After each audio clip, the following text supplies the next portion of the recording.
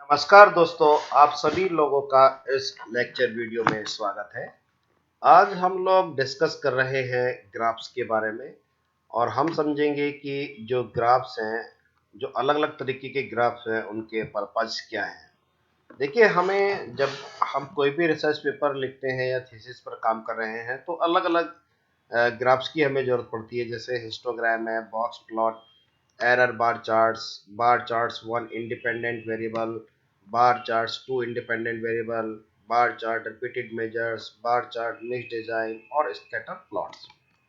ये सारे ग्राफ ही अलग अलग हैं और इनका जो पर्पज होगा वो भी अलग है।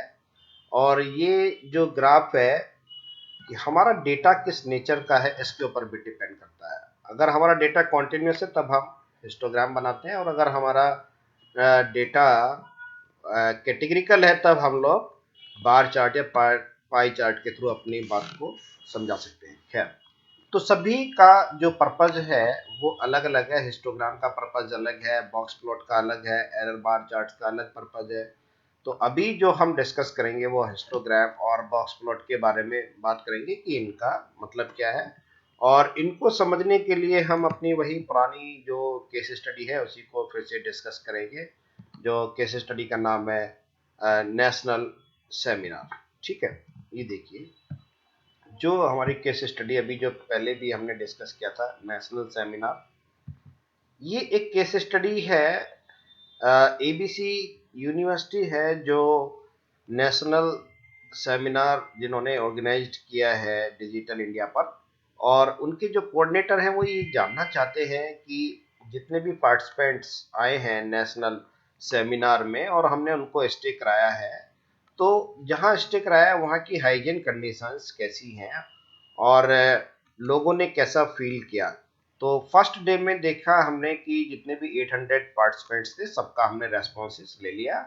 और बाकी डे 2 और डे 3 में कुछ हमारे पास मिसिंग डेटा था, मतलब जो रेस्पोंडेंट को होना चाहिए था पार्टिसिपेंट्स को वहाँ पर नहीं थे। तो हम पूरे 800 रेस्पोंडेंट्स या पार्टिसिपेंट्स का डेटा नहीं ले पाए, तो कुछ मिसिंग वैल्यूज भी हैं। और हमने जो हाइजीन स्कोर है जहाँ पर लोगों ने स्टे किया था वहाँ का हाइजीन स्कोर हमने मेजर किया 0 to 4। 0 का मतलब कि पुअर अरेंजमेंट था और 4 का मतलब है एक्सीलेंट अरेंजमेंट, जो हमने वहाँ पर स्टे कराया लोगों को। और ये एक बड़ी कई बार प्रॉब्लम आती है कि जहाँ जब लोग 3 दिन या 5 दिन या उससे ज़्यादा दिन के लिए कहीं भी प्रोग्राम में जाते हैं, तो जो हाइजीन कंडीशन है वो थोड़ा कम होने लगती है, अच्छी नहीं रहती है। शुरुआत में अच्छी होती हैं लेकिन उसके बाद हाइजीन कंडीशन अच्छी नहीं रहती। अब देखिए, ये जो हमारे पास डेटा है, इस डेटा को हम ओपन करेंगे और जो हाइजीन कंडीशन है उसको हम मेजर करेंगे। हमारे पास जो मैंने बताया कि ये 800 पार्टिसिपेंट्स का डेटा है। और जो डेटा है ये देखिए, मेरे पास फाइल ओपन है, ये नेशनल सेमिनार, इसको मैंने ओपन किया और ये हमारे पास इस तरीके से 800 लोगों का डेटा आ गया। ठीक है, और ये जो डेटा है हमारा 3 दिन का हमने लोगों से टिक कराया था कि भाई आप 3 दिन का जो डेटा है वो फिल कीजिए। डे 1 का, डे 2 का, डे 3 का, 3 दिन का डेटा हमारे पास है। ठीक है, तो ये जो डेटा है हमारे पास, इसमें देख रहे हैं कि डे 1 में तो हमारे पास पूरे के पूरे रेस्पोंडेंट हैं, लेकिन जो डे 3 का डेटा, डे 2 का, उसमें मिसिंग वैल्यूज है। अब देखिए, हम जो ग्राफ्स हैं, ग्राफ बनाते हैं पहले जैसे हिस्टोग्राम, तो ग्राफ भी हम एक तो यहाँ से भी बना सकते हैं चार्ट बिल्डर के थ्रू, और एक लिगेसी डायलॉग के थ्रू भी हम जाकर अपना जो ग्राफ है वो बना सकते हैं हिस्टोग्राम। और दूसरा है हमारे पास चार्ट बिल्डर। और ग्राफ हम यहाँ से भी डेस्क्रिप्टिव स्टैटिस्टिक्स में भी जाकर हम ग्राफ बना सकते हैं। ये एक्सप्लोर करके यहाँ पर देखिए प्लॉट्स में ग्राफ लिखा हुआ हिस्टोग्राम, ये बना सकते हैं। खैर, तो हमें जो ग्राफ्स का फंक्शन है वो ग्राफ का जो मेन्यू बार है उसके थ्रू जाके हम लोग चार्ट बिल्डर में जाएंगे, और इसको जब हमने ओपन किया तो ये इस तरीके से हमारे पास ग्राफ का जो ये चार्ट रिव्यू आ गया है। ठीक है, अब हमें हिस्टोग्राम बनाना, तो इसमें से यहाँ से हमें अलग अलग तरीके की ग्राफ है, बार चार्ट, लाइन, एरिया, पाई, हमें हिस्टोग्राम चाहिए तो हमने हिस्टोग्राम को यहाँ पर टिक किया। हिस्टोग्राम भी अलग अलग तरीके के हैं, जैसे सिंपल हिस्टोग्राम है, stacked histogram, frequency polygon, population pyramid. तो जिसकी रिक्वायरमेंट होगी उसी तरीके का हम ग्राफ बनाएंगे। अभी हमारे पास जो रिक्वायरमेंट है वो है सिंपल हिस्टोग्राम की। ये देखिए हमने सिंपल हिस्टोग्राम यहाँ पर बनाया, ठीक है। अब जो डेटा है हमारे पास, ये हिस्टोग्राम आ गया। इसको यहाँ पर हमने ये इसको टिक किया, हिस्टोग्राम परसेंटेज। ये देखिए हिस्टोग्राम परसेंट, और हिस्टोग्राम परसेंट के बाद जो है ये डे 1 का डेटा है हमारे पास, इसका हिस्टोग्राम हमने इस तरीके से किया। सॉरी, ये एक्स एक्सिस पर जाएगा और हिस्टोग्राम परसेंट हमने यहाँ पर वर्टिकल में लिया, हिस्टोग्राम परसेंट। इसके बाद इसको हम अप्लाई करेंगे और फिर इसके बाद इसको हम क्लोज करके ओके कर देंगे, ठीक है दोस्तों। तो इस तरीके से ये डेटा है आ गया और इसमें हमने इसको ओके किया, तो देखिए हमारे पास जो हिस्टोग्राम है वो बनकर आ गया है। ये देखिए ये हमारा हिस्टोग्राम है, और हिस्टोग्राम का जो पर्पज है हमने बताया कि हिस्टोग्राम का जो पर्पज है बेसिकली वो हमें बता क्या रहा है हिस्टोग्राम। ये देखिए यहाँ पर कि ये जो हिस्टोग्राम है इसमें एक्स एक्सिस पर हमने स्कोर लिया है और वर्टिकल वाई एक्सिस पर फ्रीक्वेंसीज है, मतलब नंबर ऑफ रेस्पोंडेंट ने जो किसी पर्टिकुलर स्कोर पर टिक किया है वो है।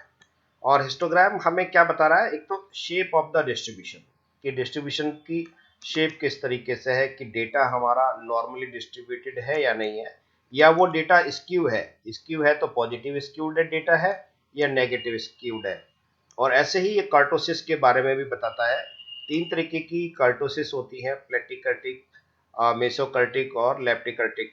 तो 3 तरीके का डेटा होता है, तो उसकी फ्लैटनेस के बारे में भी हमें ये हिस्टोग्राम बताता है। और ये डेटा का जो वेरिएशन है, कैसे वो डिस्पर्स है, उसके बारे में भी हमें बता रहा है। और अनयूजुअल स्कोर भी हमें इससे पता चल सकता है।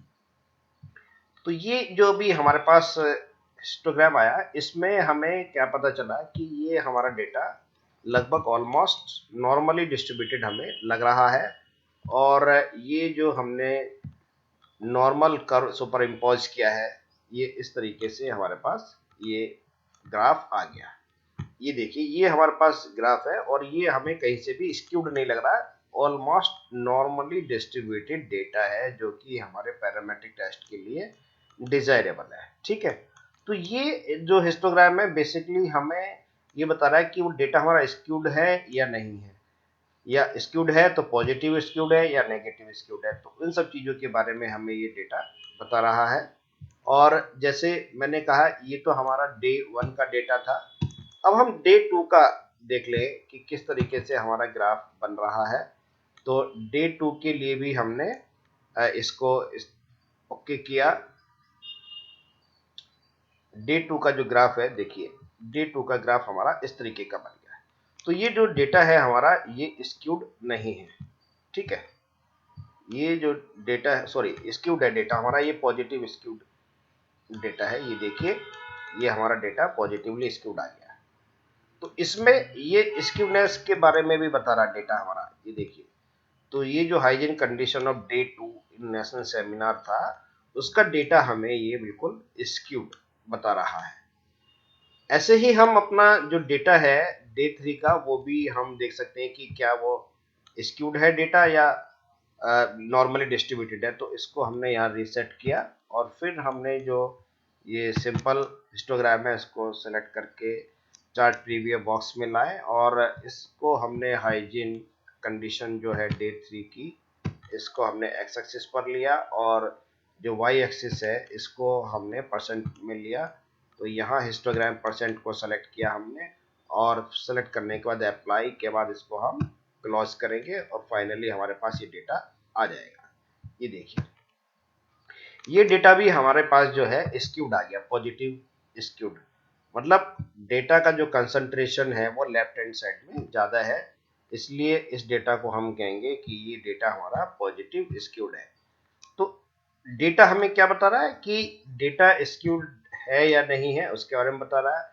और उसकी जो फ्लैटनेस है वो कितनी है डेटा की, उसके बारे में बता रहा है।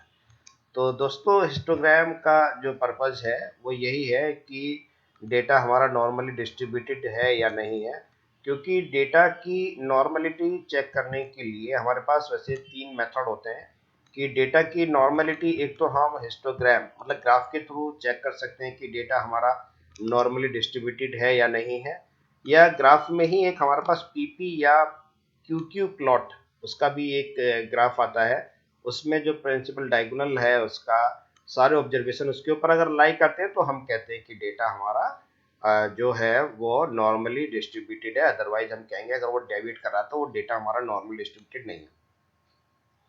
दूसरा है इसमें कि वैल्यू ऑफ स्क्यूनेस को देखने के लिए, ये अगर वैल्यू -1 +1 के बीच में आ जाती है तो हम कह सकते हैं कि डेटा हमारा नॉर्मली डिस्ट्रीब्यूटेड हो सकता है।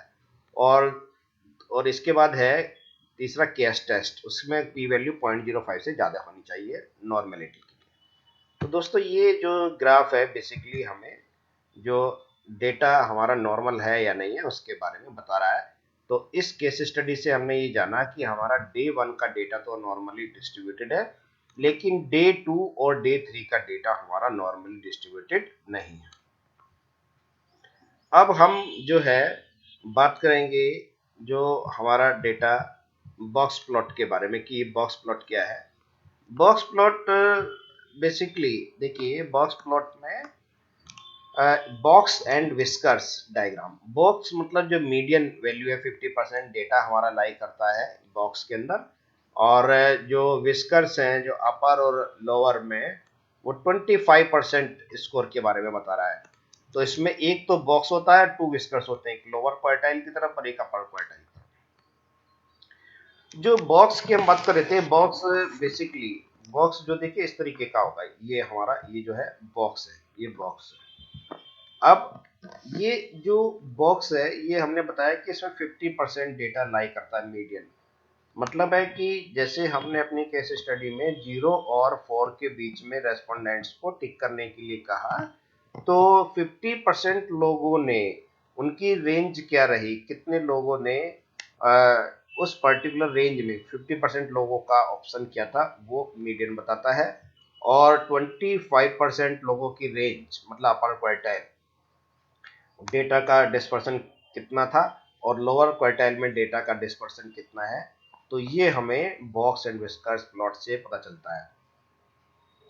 तो जो हमारा मिडिल 50% स्कोर लाइक कर रहा है वो मीडियन में कर रहा है, और विस्कर्स में जो है रेंज ऑफ स्कोर, जैसे हमने कहा कि टॉप एंड बॉटम जो हमारे स्कोर है उसके बारे में बता रहा है, लोअर क्वार्टाइल और अपर क्वार्टाइल। देखिए इस तरीके से हम इसको समझ सकते हैं, ठीक है। ये बॉक्स प्लॉट, ये टॉप 25%, मिडिल 50% और बॉटम ये 25%। अब देखिए ये जो है हमारे पास डेटा आ गया नेशनल सेमिनार का। हमें ग्राफ के थ्रू जाके जो बॉक्स प्लॉट है उसको बनाना है, इसको रिसेट करेंगे हम लोग यहाँ पर बॉक्स प्लॉट। ये बॉक्स प्लॉट को हमने यहाँ पर देखिए क्लिक किया तो 3 तरीके के बॉक्स प्लॉट आ रहे हैं, एक तो simple box plot, clustered box plot और 1 डायमेंशनल बॉक्स प्लॉट। हम बात कर रहे हैं अभी सिंपल बॉक्स प्लॉट को, तो ये हमने यहाँ पर इसको लेकर आ गए। अब सिंपल जो बॉक्स प्लॉट है इसमें हमने क्या किया है कि जो हाइजीन कंडीशन है ये हमने ले लिया है वाई एक्सिस पर, और जो जेंडर है मतलब मेल फीमेल है ना, इसको हमने ले लिया एक्स एक्सिस पर, और इसके बाद हमने इसको ओके किया तो हमारे पास जो आउटपुट है वो देखिए इस फॉर्म में आ गया। ये दोस्तों देखिए जो एक्स एक्सिस पर है जेंडर ऑफ पार्टिसिपेंट्स, दो तरह के हमने पार्टिसिपेंट्स हैं हमारे पास, मेल पार्टिसिपेंट्स और फीमेल पार्टिसिपेंट्स, और वर्टिकल में हम देख रहे हैं hygiene condition of day 1 in national seminar, और ये जो है 0 to 4, क्योंकि हमने 0 to 4 के बीच में ही अपने रेस्पोंडेंट्स को कहा था कि आप रेट कीजिए।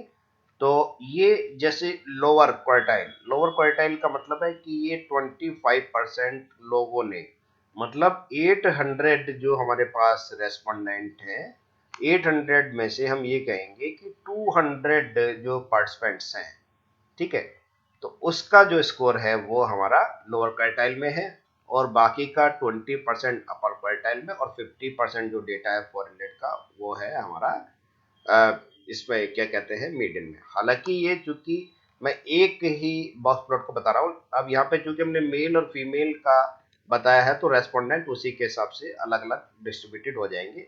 जितनी फीमेल स्टूडेंट है उसके हिसाब से हमारा जो डेटा है वो आ जाएगा।